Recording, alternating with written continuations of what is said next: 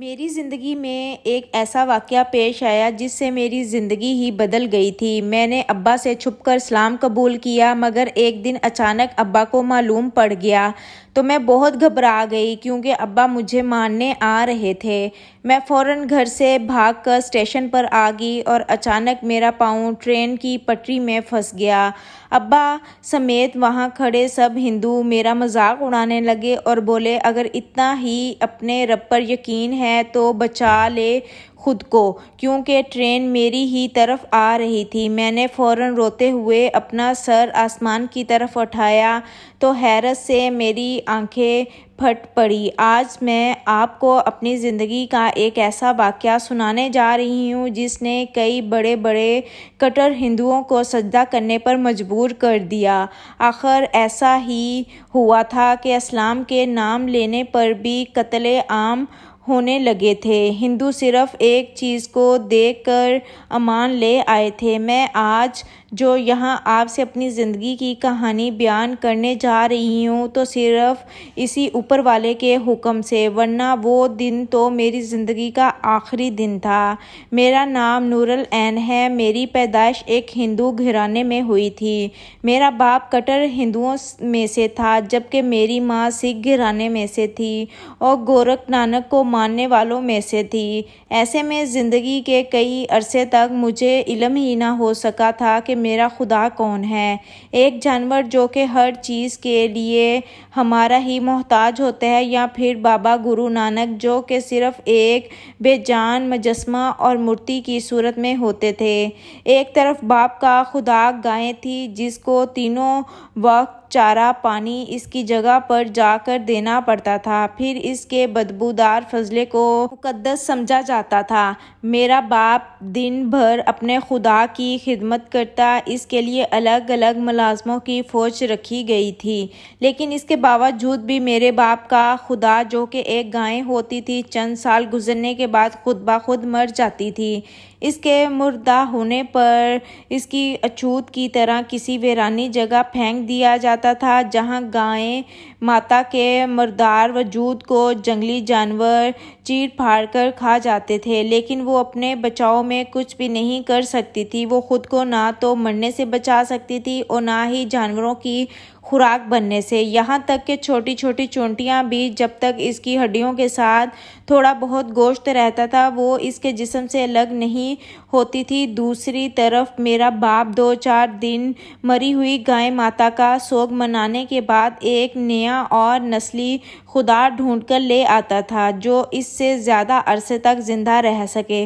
یوں ہمارے گھر میں ایک نئی گائے ماتا کی آمد ہو جایا کرتی تھی۔ دوسری طرف اماں ہزاروں چیزیں پکا کر بابا گرو نانک کے لیے لے جایا کرتی تھی۔ ان کی نظر تھی کہ کبھی تو وہ چیزیں وہاں سے غائب ہو جاتی تو اماں بہت خوش ہو جایا کرتی تھی کہ بابا گرو نانک نے اس کی نظر کھا لی ہے، اب اس کی ہر مراد پوری ہو جائے گی۔ اور کبھی کبھی وہ چیزیں جوں کی توں پڑی رہا کرتی تھی، جس پر اماں اداس ہو جاتی اور کہتی کہ بابا جی آج ان سے ناراض ہیں۔ بابا کی ناراضگی اماں کو بے چین کر دیتی تھی، پھر اماں سب کچھ چھوڑ چھاڑ کر پریشان ہو جایا کرتی، اور جب تک اماں کو بابا جی کی ناراضگی کی وجہ سمجھ نہیں آتی تب تک اماں دوسرا کام کوئی بھی نہیں کرتی تھی۔ اور اس سب کے دوران میں الجھ کر رہ گئی تھی۔ مجھے ان خداؤں کی کچھ سمجھ نہیں آتی تھی۔ شاید اللہ نے مجھے ہدایت سے نوازنا تھا، اس لیے شروع سے ہی مجھے ایک ایسی الجھن میں مبتلا کر دیا تھا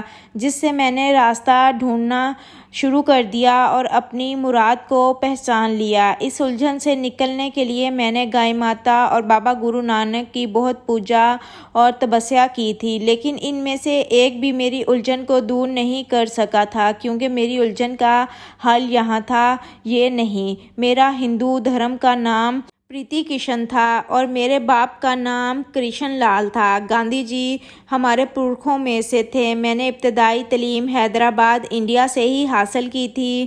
میں پڑھائی میں بہت تیز تھی، ایک ذہین اور قابل اسٹوڈنٹ تھی۔ FSC میں میری فرسٹ پوزیشن آنے کے بعد ابا نے میرا داخلہ कैम्ब्रिज यूनिवर्सिटी में करवा दिया था और मैं अपने सफ़र पर रवाना हो गई, एक ऐसे रास्ते पर जहां मुझे मेरी मंजिल मिलनी थी, जहां मुझे हिदायत की रोशनी से हमकिनार होना था, जहां मेरी ज़िंदगी को बदल दिया जाना था। मैनचेस्टर की ज़मीन पर कदम रखते ही मेरे दिल को एक अजीब सा सुकून महसूस हुआ था। एक खुशगवार सी हवा चलने लगी थी जो जिस्म से टकरा कर रूह तक सुकून पैदा कर रही थी। शायद इस जगह को मेरा ही इंतज़ार था। मेरा जिस मज़मून में दाखिला हुआ था वहाँ की मेरे आने से पहले ही मुकम्मल तैयारी हो चुकी थी। ऐसा ही अल्लाह को मंजूर था। मुझे कहा गया कि मैं कुछ महीनों के लिए दूसरे मज़मून की जमात में बैठ जाऊँ। 3 महीने बाद एक टेस्ट लिया जाना था जिसमें से स्टूडेंट की छांटी की जानी थी और मेरिट के लिहाज से सीटें दी जानी थी। खैर, मुझे जो सीट मिली, मेरी बेंचमेट एक मुसलमान थी जिसका तल्लुक़ पाकिस्तान से था। इसका नाम जवेरिया था। इसने मेरी तरफ बातचीत करने के लिए हाथ बढ़ाया था मगर मुझे इससे बात करने में कोई दिलचस्पी ना थी। मैं वैसे भी किसी से ज़्यादा घुलना मिलना पसंद नहीं करती थी, इसलिए मैंने इसको कोई ख़ास गर्मजोशी नहीं दिखाई थी। वहीं पास के हॉस्टल में मेरी रहाइश थी। यूँ तो मैं अपना कमरा भी ले ही सकती थी, लेकिन हॉस्टल इंतज़ामिया का कहना था कि मुझे कम से कम एक लड़की को अपने साथ एडजस्ट करना ही पड़ेगा। मैं मजबूरन इस चीज़ के लिए तैयार हो गई थी। अगले दिन मेरी रूममेट रूम में आ गई थी। मैंने जैसे ही इसे देखा तो मुझे समझ ही नहीं आया कि इसे क्या कहूँ क्या नहीं कहूँ कि मेरी रूममेट लड़की कोई और नहीं बल्कि वही मुसलमान जवेरिया थी। मुझे एक मुस्लिम के साथ रूम शेयर करना था। इसके आने से पहले मैं कमरा सेट कर चुकी थी। बेड के बिल्कुल सामने मैंने एक बाबा गुरु नानक की मूर्ति रखी हुई थी जो मेरी माँ ने आते वक्त मेरे साथ मुझे पकड़ा दी थी, और दूसरी तरफ नई गाय माता की तस्वीर थी जिसे हमारे घर आए मुश्किल से 1 हफ्ता ही हुआ था। अब्बा का कहना था कि गाय माता का आशीर्वाद ही था जो मेरी फर्स्ट डिवीज़न आई है। खैर, इन दिनों के अलावा मैं अपने साथ अपने धर्म की और कोई चीज़ नहीं लाई थी। मुस्लिम लड़की मुस्कुरा कर कमरे में दाखिल हुई थी। इसके बाद उसने अपना सामान एक तरफ रखते हुए पूरे कमरे का जायज़ा लिया था, फिर अपना सामान सेट करने लगी थी। मैं कुछ देर इसको देखती रही और फिर उठकर कमरे से बाहर चली गई थी। इसको मैंने कमरे की पिछली साइड दी थी जबकि दरवाजे वाली साइड मैंने खुद रखी हुई थी। ये पार्टीशन मैंने अपने तौर पर की थी, मगर जब मैं कमरे में वापस आई तो इस पार्टीशन वाली जगह कमरे के ऐन बीचों बीच एक बड़ा सा पर्दा लगाया हुआ था जो कमरे को वसत में से बिल्कुल अलग कर रहा था और 2 बराबर हिस्सों में तकसीम कर रहा था। मैंने ज़रा सा पर्दा साइड पर करके देखा। इसने अपने वाला हिस्सा इंतहाई नफासत से सजाया हुआ था और बेड की साइड पर एक खूबसूरत सा क्लीन बछाकर कुछ करने में मसरूफ़ थी। मैंने इसे 1-2 आवाज़ें दी, लेकिन इसने ना मेरी तरफ देखा था और ना ही मेरी किसी बात का जवाब दिया था। इसके इतने एटीट्यूड पर मुझे गुस्सा सा आ गया था। मैंने पर्दा बराबर किया और अपने बेड पर बैठकर मोबाइल चलाने लगी। कुछ देर बाद वो पर्दा हटाकर बाहर आई और मुझे कहने लगी कि मैं माफ़ी चाहती हूँ, मैंने आपकी आवाज़ का कोई जवाब नहीं दिया। असल में मैं नमाज़ पढ़ रही थी, इसलिए आपको जवाब नहीं दे सकी। अगर मैं आपको जवाब दे देती या आपकी तरफ देख लेती तो मेरी नमाज टूट जाती। आपको मुझसे कोई काम था? मैंने उसे पूछा कि तुम ये बताओ, ये नमाज क्या है? तुम क्या कोई योगा वगैरह कर रही हो? तुम तो मुझे अच्छी खासी स्लिम और स्मार्ट नज़र आ रही हो। तुम्हें योगा वगैरह की क्या ज़रूरत है? योगा वगैरह की ज़रूरत नहीं, फिर तुम ये सब क्या कर रही थी? तो वो कहने लगी कि नमाज कोई योगा या प्रैक्टिस नहीं है। नमाज हमारी इबादत है जिसे आप अपने खुदाओं को पूछते हैं, इनको खुश करने के लिए मुख्तलिफ काम करते हैं। वैसे ही हम अपने रब को राज़ी करने के लिए और इसकी खुशनुदी हासिल करने के लिए नमाज अदा करते हैं। नमाज हमारे दीन का सतून है, इसके बगैर हमारा दीन मुकम्मल नहीं है। हर मुसलमान हर दिन 5 वक्त की नमाज ज़रूर अदा करता है जिसकी अदायगी बहुत ज़रूरी है। मैं खड़ी परेशान उसकी बातें सुनती जा रही थी। इसके चुप होने पर मैं चौंकी और होश की दुनिया में جب میں واپس آئی تو میرے دل کی حالت بڑھ رہی تھی۔ میں نے اسے کہا کہ میں تم سے پوچھ رہی تھی کہ کیا تم نے یہ پردہ لگایا ہے؟ تو اس نے سر ہلا کر کہا کہ ہاں۔ کہنے لگی کہ وہاں سامنے آپ کے خدا رکھے ہیں، ان کے سامنے میری عبادت نہیں ہوتی، تو اسی وجہ سے میں نے یہ پردہ لگا دیا تاکہ آپ بھی وہاں پر اپنی عبادت کر سکے۔ اتنا کہنے کے بعد وہ اپنی طرف واپس چلی گئی۔ دن گزرتے گئے، میرا زیادہ تر وقت جویریہ باقی مسلم اسٹوڈنٹ کو دیکھتے اور جانچنے میں ہی گزر جایا کرتا تھا۔ اب مجھے جویریہ کی ایک عادت پسند آنے لگی۔ مجھے نہ جانے کیوں اسے دیکھنے میں دلچسپی ہوتی جا رہی تھی۔ اس کی عادت مجھے اس کی طرف بہت اٹریکٹ کیا کرتی تھی، یہاں تک کہ اس کے ہاتھوں کی انگلیاں اور ناخن تک چھپے ہوئے ہوتے تھے۔ آنکھوں کے سامنے وہ جالی دار پردہ ڈالے رکھتی تھی جس سے اسے باہر دیکھنے میں آسانی ہوتی۔ اپنے کہنے کے مطابق وہ دن میں 5 وقت اپنی عبادت کیا کرتی تھی اور کبھی کبھی تو وہ رات کے وقت بھی عبادت کیا کرتی تھی۔ نہ جانے اب یہ کون سا وقت تھا۔ اس نے تو مجھے صرف 5 وقت کی عبادت کرنے کے بارے میں بتایا تھا۔ میں اکثر اسے دیکھتی رہتی تھی، وہ زیر لب کچھ نہ کچھ پڑھتی رہتی تھی۔ نہ جانے کون سا وقت ہوتا تھا جو وہ دھرتی رہتی تھی۔ صبح اور شام کے وقت وہ کوئی موٹی سی کتاب لیے پھرتی رہتی تھی۔ یہ کتاب ہمارے کورس میں تو نہ تھی۔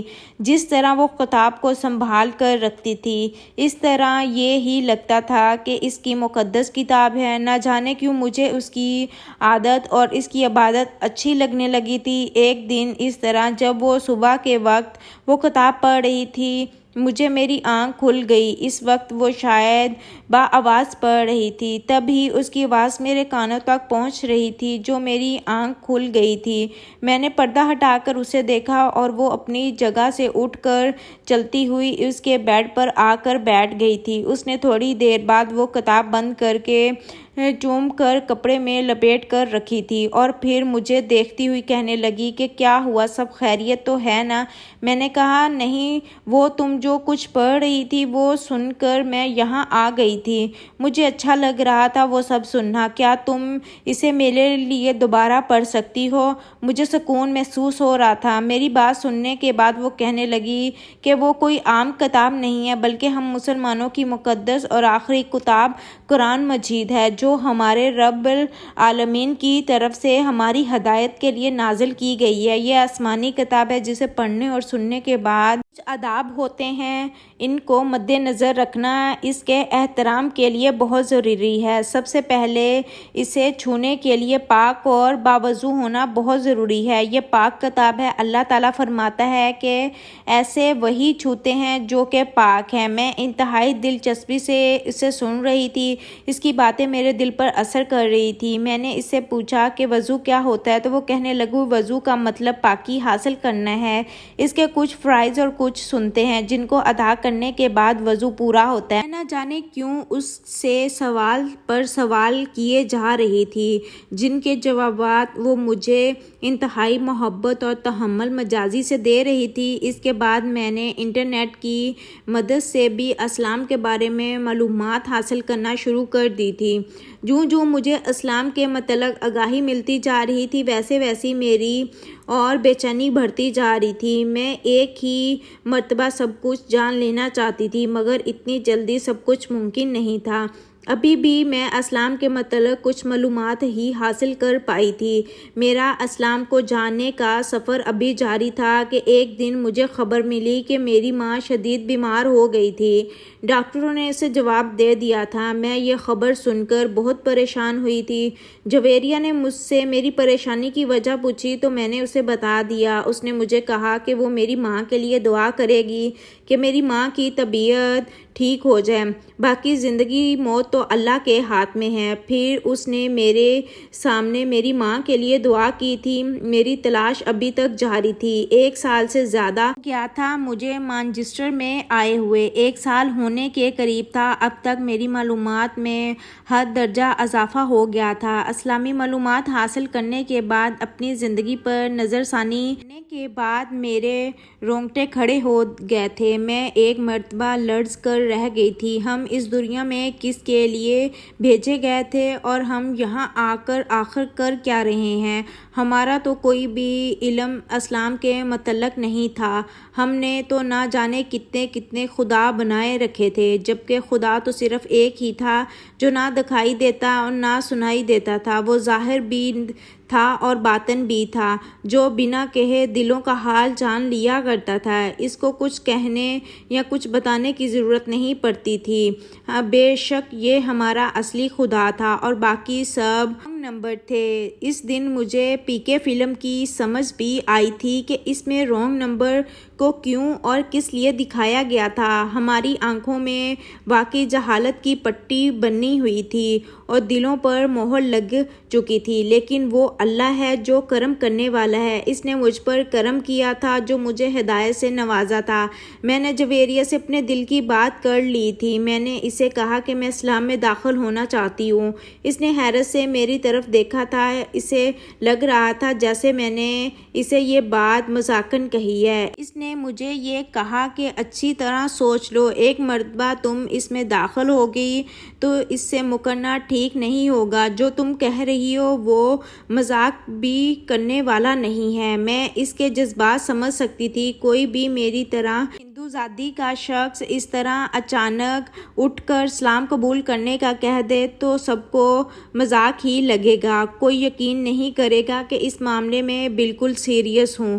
یہاں حالات جو رویہ جویریہ کو دکھ رہا تھا، اس کو بھی میری بات مذاق ہی لگ رہی تھی۔ میں نے اسے یقین دلایا کہ میں واقعی میں سنجیدہ ہوں اور کوئی مذاق نہیں کر رہی ہوں۔ اسے بہت خوشی ہوئی تھی۔ اس کے چہرے پر ایک الگ سی چمک آ گئی تھی۔ اس نے پہلے مجھے وضو کروایا اور پھر مجھے کلمہ پڑھایا تھا، جسے پڑھنے کے بعد میں دائرہ اسلام میں داخل ہو گئی تھی۔ اس نے میرا اسلامی نام نور العین رکھا تھا اور مجھے گلے لگا کر مبارکباد دی تھی۔ اس نے مجھے اسلام کی بنیادی عبادت اور بنیادی باتیں سکھائی اور مجھے کہا کہ کوشش کرنا اب تمہارا کوئی بھی عمل اسلام کی تعلیم کے خلاف نہ ہو۔ اس وقت تم مجھ سے زیادہ پاکیزہ ہو۔ دائرہ اسلام میں داخل ہونے کے بعد تمہاری سابقہ زندگی کے سارے گناہ معاف ہو چکے ہیں۔ تم بالکل پاک اور صاف ہو۔ اس کے بعد اس نے مجھے نماز پڑھنا سکھائی تھی۔ جو ہی میں نے سجدے میں سر رکھا، اس لمحے مجھے ایسا لگا جیسے میری ساری بے چینی ختم ہو گئی ہے۔ میری بچپن والی روح کو قرار مل گیا ہے۔ میری تلاش مکمل ہو چکی تھی۔ میں جس منزل کی تلاش میں بھٹکتی پھر رہی تھی، مجھے وہ منزل حاصل ہو چکی تھی۔ اسلام میں داخل ہو کر مجھے میری بے مقصد زندگی کا مقصد مل گیا تھا۔ نماز کے ساتھ ساتھ میں نے جویریہ سے قرآن پڑھنا شروع کر دیا تھا۔ مجھے طلب زیادہ تھی، اس لیے میں جلدی سیکھ رہی تھی۔ کچھ ہی عرصے میں نے عربی زبان پر عبور حاصل کر لیا۔ وقت گزرتا گیا۔ مجھے اسلام میں آئے 3 سال گزر چکے تھے۔ کل ہر روز ابا مجھے کال کر کے گھر بلا رہے تھے۔ مجھے بھی گھر کی بہت یاد آ رہی تھی، لیکن میں اب وہاں نہیں جانا چاہتی تھی، کیونکہ میں جانتی تھی کہ اگر میں وہاں گئی تو مجھے وہاں ساری ہندوانہ رسمیں کرنی پڑے گی، جو کہ اب میں کسی صورت بھی نہیں کر سکتی تھی۔ اگر ابا کو علم ہو گیا تو ابا مجھے جان سے ہی مار ڈالیں گے۔ میں بہت پریشان تھی۔ میں نے اپنی پریشانی جویریہ سے بیان کی تو جویریہ نے کہا کہ اگر کسی وجہ سے جھوٹ بولنا پڑ جائے تو وہ جھوٹ نہیں ہوتا، وہ تمہارے والدین ہیں۔ اگر وہ تمہیں بلا رہے ہیں تو تمہیں وہاں جانا چاہیے، بس تم انہیں یہ نہ بتانا کہ تم اپنا مذہب بدل چکی ہو۔ میں نے اس سے کہا کہ میں کیسے چھپاؤں گی یہ بات، تم جانتی ہو میرا رہن سہن، بول چال، لباس سب کچھ بدل چکا ہے۔ ایسے میں کیسے چھپا سکتی ہوں کہ میں مسلمان ہوں؟ انہیں تو مجھے دیکھتے ساتھ ہی معلوم ہو جائے گا اور اس کے ساتھ ہی مجھے قتل کر دیں گے۔ تم نہیں جانتی کہ ابا مسلمانوں کے کتنے خلاف ہیں۔ مجھے کچھ سمجھ نہیں آ رہی میں کیا کروں اور کیا نہیں۔ میں تھک ہار کر سر پکڑ کر بیٹھ گئی تھی۔ نہ جانے کیا ہونے والا تھا۔ جویریہ میرے پاس بیٹھی اور مجھے کہنے لگی کہ تم خود کو بے پردہ نہ ہونے دینا، باقی لباس کوئی بھی پہن لو، ویسے بھی سردیوں کا موسم ہے، تم نیچے کچھ بھی پہن کر اوپر لانگ کوٹ پہن لینا، سارا معاملہ ہی ختم۔ ایک دم سے جویریہ کا شکر ادا کرتے اس کے گلے سے لگی تھی۔ وہ بہت اچھی تھی، اس نے میں ہی میرا مسئلہ حل کر دیا تھا۔ رہی صحیح پریشانی کورونا نے دور کر دی تھی۔ میں نے ایک بڑی سی ہیٹ کیپ لے لی تھی جس کو میرا سارا سر ڈھانپنے کے لیے استعمال کرتی تھی اور کورونا سے بچاؤ کے لیے منہ پر ماسک لگاتی تھی جس سے میرا پردہ برقرار رہتا تھا۔ میں نے اللہ پاک کا لاکھ لاکھ شکر ادا کیا تھا۔ یہاں سے راستہ نکلتا ہے جہاں کسی کے وہم و گمان میں بھی نہیں ہوتا کہ یہاں سے بھی پریشانی کا حل نکل سکتا ہے۔ اس نے ہر مشکل کے ساتھ آسانی رکھی ہوئی ہے۔ میں نے اپنا سامان پیک کیا، کچھ شاپنگ کی اور پھر جویریہ سے دعائیں لے کر انڈیا کے لیے رخصت ہو چکی تھی۔ ایئرپورٹ سے گھر جاتے ہوئے میری ٹانگیں کانپ رہی تھی۔ یہ زندگی پہلی مرتبہ اس قدر میں کنفیوز ہوئی تھی۔ آج اپنے ہی گھر جاتے ہوئے گھبرا رہی تھی۔ جو گھر قریب آتا جا رہا تھا ویسے ویسے میری گھبراہٹ میں اضافہ ہوتا جا رہا تھا۔ میرا سانس پھولتا جا رہا تھا اور دل کی دھڑکنیں تیز ہوتی جا رہی تھی، مگر ایک اطمینان بھی تھا کہ اب میں حق پر تھی۔ میری حفاظت اب اس مالک کے ہاتھ میں تھی۔ یہی سوچ کر خود کو ریلیکس کرتی میں نے گھر کے دروازے پر دستک دی تھی۔ ملازم نے دروازہ کھولا۔ اس سے پہلے کہ میں اندر داخل ہوتی دادی ٹرے میں آرتی کا سامان لے کر آ گئی تھی۔ پہلے انہوں نے مجھے ناریل دیا تھا، ناریل کے بعد میرے تلک کی رسم کی اور پھر میری آرتی کی گئی تھی جو میں نے انتہائی مشکل سے ادھر ادھر کی۔ اگلا لمحہ پرساد کا تھا۔ میں نے پرساد لے لیا تھا لیکن میرے علم میں نہیں تھا کہ اب اس کو کھانا میرے لیے جائز بھی ہے کہ نہیں، اس لیے میں نے وہ پرساد چپکے سے کی جیب میں ڈال لیا تھا۔ میری ماں بہت زیادہ بیمار تھی، اس کی حالت ٹھیک نہیں تھی۔ سوکھ سوکھ کر وہ کانٹا ہو چکی تھی اور کینسر کی تکلیف اسے اذیت میں مبتلا کیے ہوئے تھی۔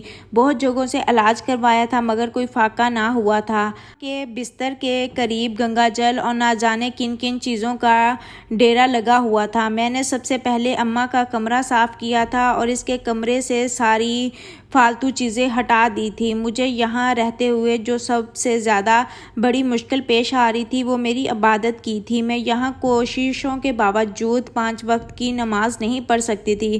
ہر وقت کوئی نہ کوئی سر پر سوار رہتا تھا جس کی وجہ سے میری نماز رہ جاتی تھی۔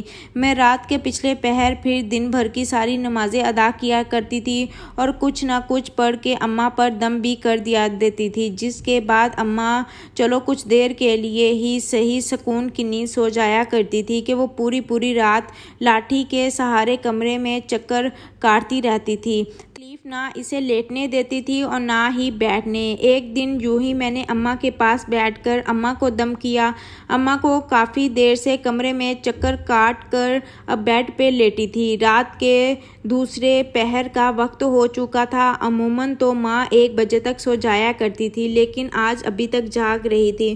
دم کرنے کے بعد میں اماں کے سونے کا انتظار کرنے لگی تاکہ اماں سوئے اور پھر میں نماز ادا کر سکوں۔ کچھ دیر بعد ہی اماں کی آنکھ لگ گئی تھی۔